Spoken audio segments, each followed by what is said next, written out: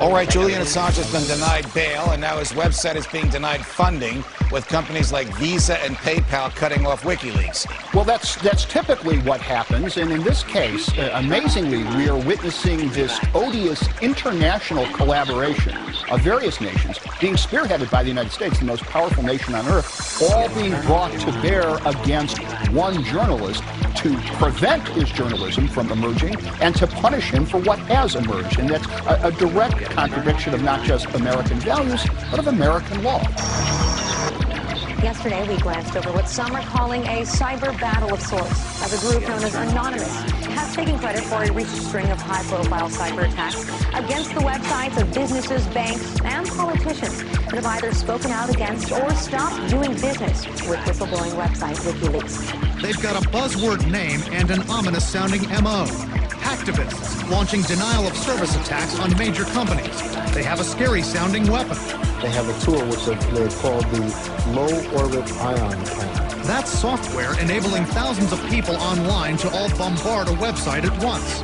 So far, the attacks have slowed down or temporarily shut down the websites of Visa, MasterCard, and PayPal, companies who've refused to do business with WikiLeaks. We have all sorts of concerns right now about whether this kind of attack could escalate and take down some major companies. The Swedish government's website is reportedly facing a cyber attack from supporters of the arrested whistleblower's founder, Julian Assange. Experts say most major companies have prepared themselves for cyber attack with a series of layered protections. This is a facility called the Triad.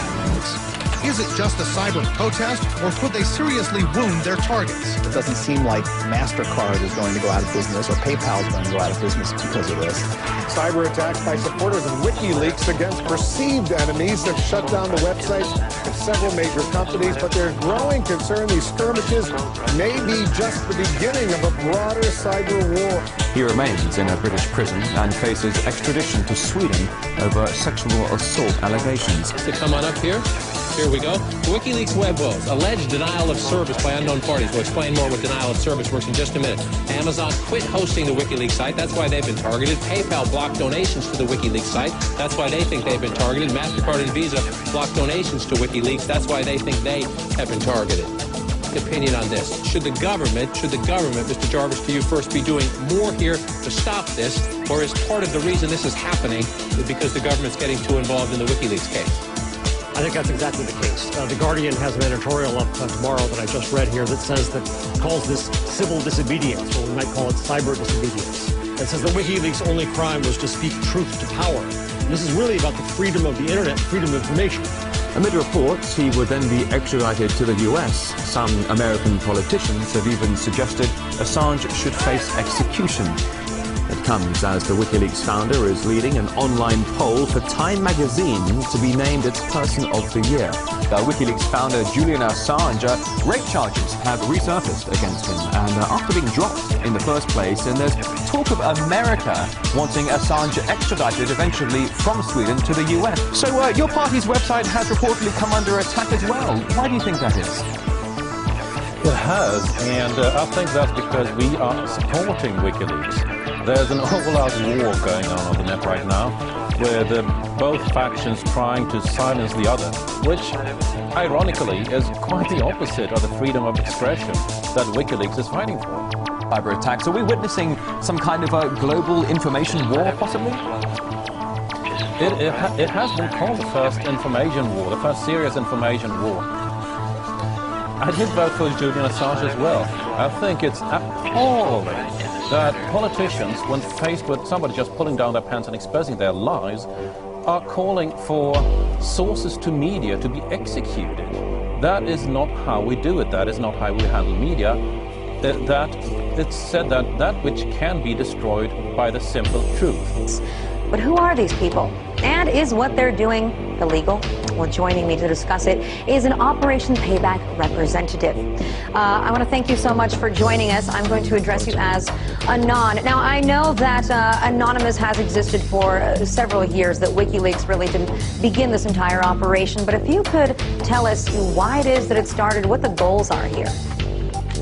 Well, of course, Anonymous started years ago, but the real goals of this are to show these companies, such as iPlex, the software company that delivers copyright notices. They DDoS'd torrent sites that refuse to be taken offline. We're fighting against constant exploitation of copyright laws by the RIAA that are infringing on copyright, against it. And I mean, when circumstances arose surrounding WikiLeaks, it was a much graver threat, one that required immediate action. And we will fight for the vindication of WikiLeaks, and the events surrounding the Pirate Bay have not been forgotten. Companies like this are playing a cruel game with the public, and will make them lose. They will lose the game every single time. Well, as I can imagine, that probably doesn't make the government all too happy, considering there's such a legal gray area here. But what we do know is that Twitter and Facebook have both taken down the accounts for Anonymous. Has that disrupted your ability to communicate with people, to garner more support for this? Not really, not whatsoever, basically. Those Facebook and Twitter accounts were made for updates and support rather than the coordination of the, attacks. We made them to update, and they take them down, we'll put 10 more up. And if they take 10 down, we'll put 100 more up. I mean, I don't think they feel like playing whack-a-mole with us. They're not going to stop the Facebook and Twitter accounts. Is it just whack-a-mole, or would you consider this a full-on cyber war? That's what some people are calling it. Figuratively, at worst. War could be considered between two states. Anonymous is not a state. It would be expressed more as a revolution or a protest, as it is the public standing against agencies that would silence them. But war does sound a bit better on the media, so I guess you could push war, but more a protest or even a revolution. Now, what we heard today is that you were planning on hacking Amazon.com, and the media then, shortly after, reported that your hack, in fact, didn't work. But is that true? What's the real story here? That is untrue. They obviously, the news reports that cited that obviously didn't get it quite right. We decided not to attack Amazon. We decided at that point that attacking Amazon would be malicious, and we're not a malicious group. We're doing this for a reason. We're doing the movement for a reason, for the freedom of information and speech.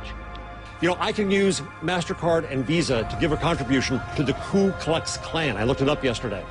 But I can't use it to support free speech on WikiLeaks. Now, I'm not saying that what Anonymous has done is all right, or even what WikiLeaks has done is all right. But when did speech harm us as a country?